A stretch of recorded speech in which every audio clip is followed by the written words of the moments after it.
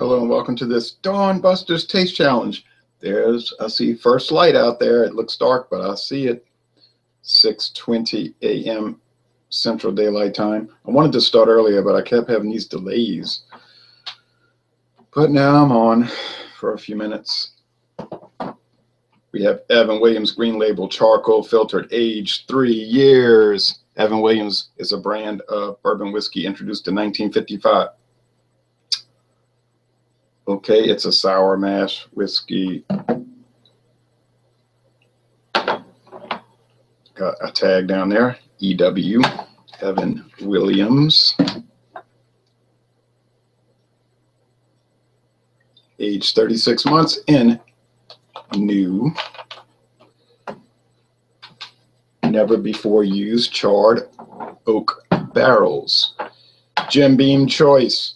Originally called Beam's Choice, introduced in 1957. Originally aged 8 years. Now, the last run of it, oh, and by the way, this brand was discontinued in 2017, so it lasted 60 years. This one is aged 5 years, charcoal filtered, and sour mash. The regular Jim Beam, you know, the one that's on TV all the time, and you see ads everywhere, is aged 4 years and is not charcoal filtered. Okay, I found this in Frankfort, Kentucky for $14.99. I bought 2 bottles. I kept one. I gave one to David Garlapede. He said he liked it so much better than the regular Evan Williams. I wasn't even supposed to be able to find this in Frankfort, Kentucky. The locator tool on the Beam Suntory website said not sold in that town. But yet there it was on the shelf. Sure not sold around here. I've never seen it in Louisiana. But according to the email response from Beam Suntory, I'm never going to see it anywhere anymore because it's been cut. And it's no longer listed on the Jim Beam website. Well, I never did see it listed on that website, but I wasn't looking too carefully.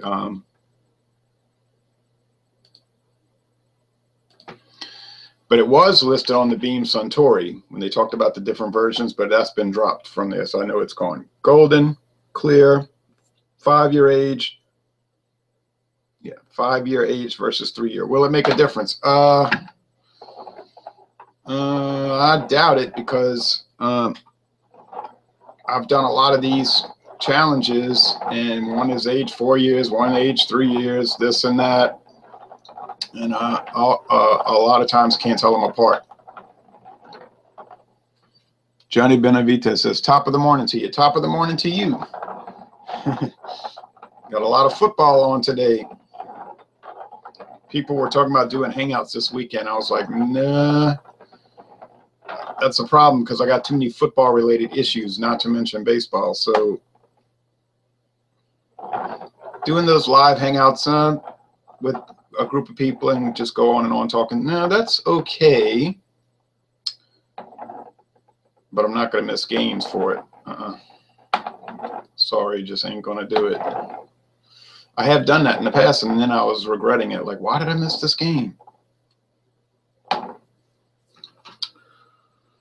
right, have them well mixed. Oaky, vanilla-y, sweet, sugary. Bourbon, you know, it's got that, and whiskey has that sugary aroma, even more so than brandy, I think. And I was drinking brandy, and I was thinking about that. I said, I don't know, I think the whiskey's sweeter or something. Not necessarily woodier, because, you know, most of the brandy is aged in wood. I was drinking that Paul Masson VSOP, aged 4 years in bourbon barrels, and it's pretty woody. Yeah, woody in the aroma too here. Maybe a little char. They're both charcoal filtered here, so you don't see too many, to my knowledge. I don't think you see too many of these bourbons that are charcoal filtered. At least I haven't seen it, you know, with that on the label. I don't know what the story is. Well, you know, Jack Daniels, they're all charcoal filtered. Oh, I'm sorry, charcoal mellowed before they go in the barrel. Now, I don't know about the Evan Williams, but the Jim Beam choice, they touted it.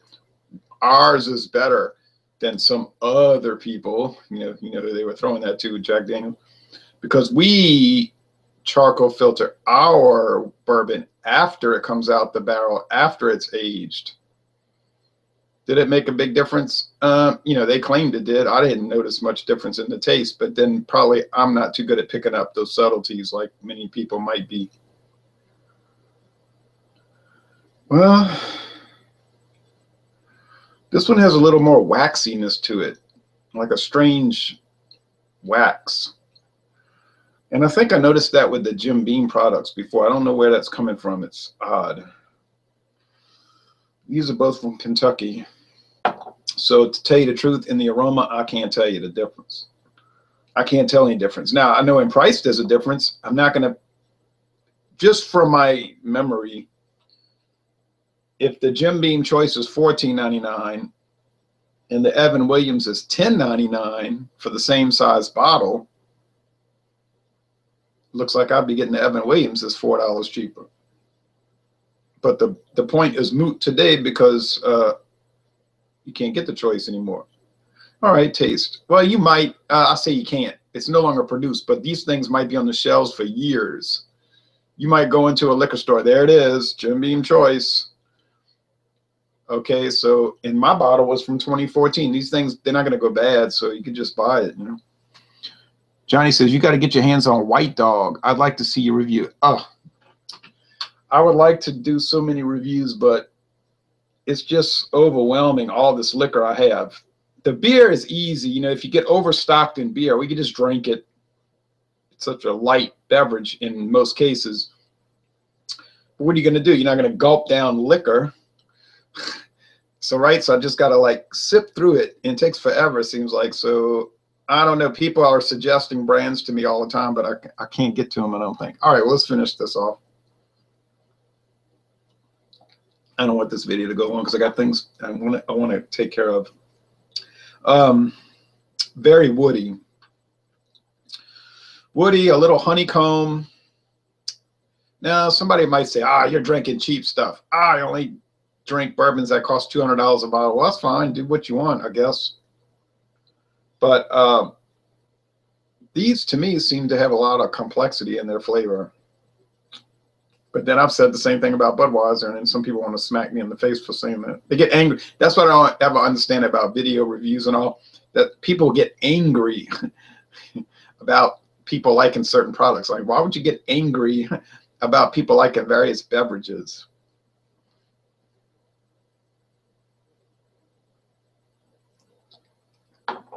People are strange. Woody. Yeah, maybe a little of that waxiness. Yeah, that one is strong. Just take a sip of it, but it's good. I believe you. I believe you, but it's just impossible, really. I cannot take any more suggestions. This is too much. I got too much backstock. If you saw what I have, you would say, you might find it interesting because you'd say, oh, well, those are a lot of interesting brands too. And I think they are. And I'm excited. I'm always in a rush. Like, I want to review everything. I want to hurry up and review everything, but I can't.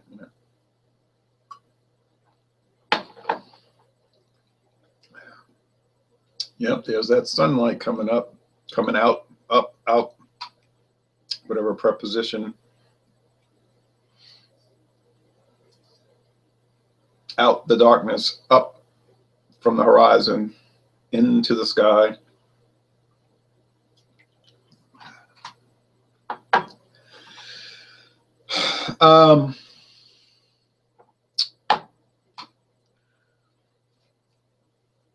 If you love wood, you would love either one of these, I do believe. And charcoal,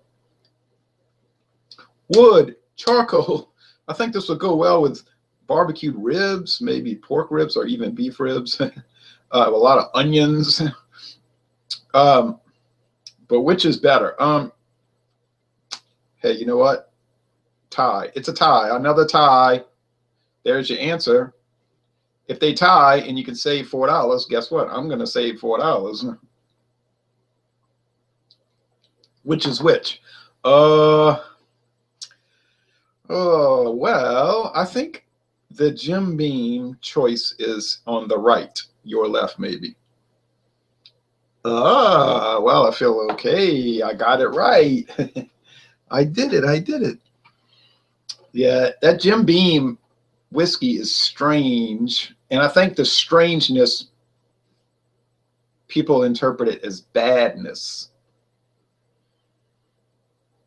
But I wouldn't say that. I wouldn't say that. It's just odd. It's got that greenwood, mossy cellar mold, and a waxiness. It's a peculiar product. But I don't think it's bad. I like it.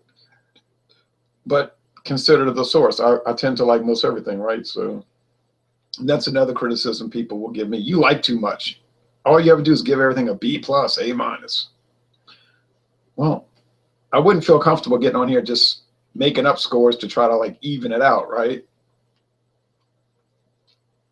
If the next 200 beers are a B plus, well, that's what I'm going to say. They're a B plus to me. Now you might have a different opinion. Still don't get the anger part of it.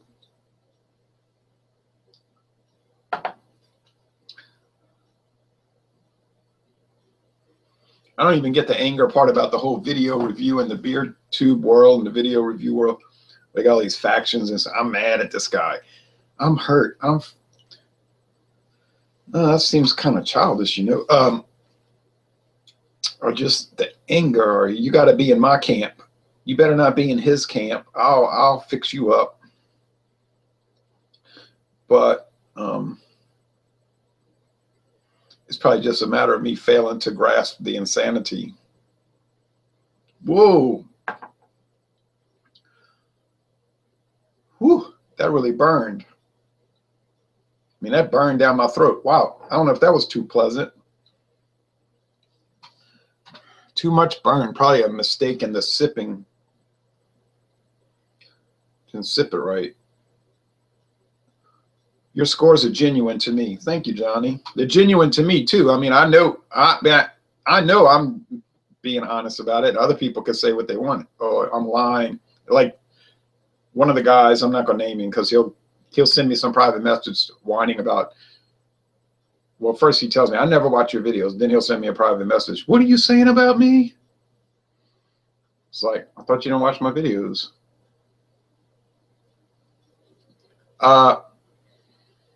But he would always say, you give high scores to these macro beers because they give you free beer. I said, well, you're wrong again, old boy. Actually, I've gotten some free beer from companies, but it's almost always micro brewery. You know what I mean? Craft breweries, not major companies. I mean, I wish Anheuser-Busch and Miller and Coors and all that would be sending me all this beer. They haven't. They have not. So what does that tell? I was giving them high scores when I wasn't getting free stuff. I was buying it with my own money. You know what I mean? I haven't gotten too much lately anyway. In fact, none. What? 6, 7, 8 months? Nothing. Word might have gotten out. Don't send it to him. He's too risky. He may not praise it. That's right. I may not. Probably will, because usually they're only going to send me their really good stuff, right? So, but it doesn't always work out that way. The end says, have you been up all night or did you just wake up? No, I slept through the night. Well, I didn't sleep too well. Fell asleep watching the football and baseball game. And then I got up this morning about 3:20 a.m. So I already got up, ate a donut with chocolate, you know, a chocolate covered donut, drank 3 cups of coffee, watched the 6 o'clock news, read the sports. So yeah, I got up early. Blatskov says, cheers from Poland. I enjoy the reviews. Hey, thanks, Blats and Blatsva. And I'm glad to hear that you like them, and I appreciate you watching. I appreciate your support. I've commented on some of the Czech beers you have done. Oh, okay. I have done some Czech beers. Not lately, but I need to do some more. Hadn't seen too many. Well, with all the flood of the craft beers around here, a lot of the European imports and other countries' imports got pushed off the shelf. But I think they'll be back as this other situations sort of in a crashing stage. Anyway, hey, that's it. They're both very good. I wouldn't recommend one over the other. There's the daylight. I'm going to go walk half a mile. I know this much about these two. The Evan Williams is even woodier, even more charcoal tasting. So, but I would just shop price, honestly. Will I ever buy any one of these two again? I doubt it. Never going to see the Jim Beam choice anyway. And then the Evan Williams green label, I've got about 20% of it left, 25% of it left, and maybe that's 30% of it. I'll just finish doing taste challenges with it, and then I probably will never buy it again. See no reason to. But I mean, I would recommend it. I work in Czechia, so the real unpasteurized tank beer is the best in the world. Oh, yeah, I mean, I believe that. Pasteurization ruins the beer. I mean, I went on the Anheuser-Busch brewing tour, and they tell you on the tour, they say, well, you know, we pasteurize our almost all our bottled and canned beer, which ruins the beer. I mean, they tell you that it ruins the beer. But we have to do it because the beer will rot and it won't last in the can or bottle. They can cold filter it. That must be sort of expensive. They cold filter Bud Ice. Why? And they cold, let's see, they cold filter Bud Ice, Michelob Golden Draft, and Michelob Golden Draft Light. I'm not aware of any other cold filter. That's unpasteurized. Well, maybe that's why they're better. Maybe that's why Bud Ice is better than Budweiser, because it's cold filtered, right? But they say on the tour, it ruins the beer. It's better to drink a draft, unpasteurized. Crown Royal made with rye grain. Yeah, you know what? I drank some Crown Royal. I did not post a video of it, but I tried some, and I thought it had some character. Yeah, it was interesting. I know people, and then I'm going to shut this off. I know some people that live in St. James Parish. They only buy Crown Royal, and I'm telling you, these people have dozens and dozens of different Crown Royal varieties. Like their goal, this man and his wife, their goal is to have, I think, every Crown Royal variant possible. Yeah, and Crown Royal is a hugely popular whiskey in Louisiana and the whole world, honestly. Must be pretty good if people love it, or either that or the world has bad taste in alcohol. All right. So that's that. That's that. The next challenge will be Evan Williams Green Label versus Jack Daniels, the original old number 7. Well, actually, that's not the original recipe, but you know what I mean. The original brand, old number 7 Black Label. Thanks, folks, for watching this video production.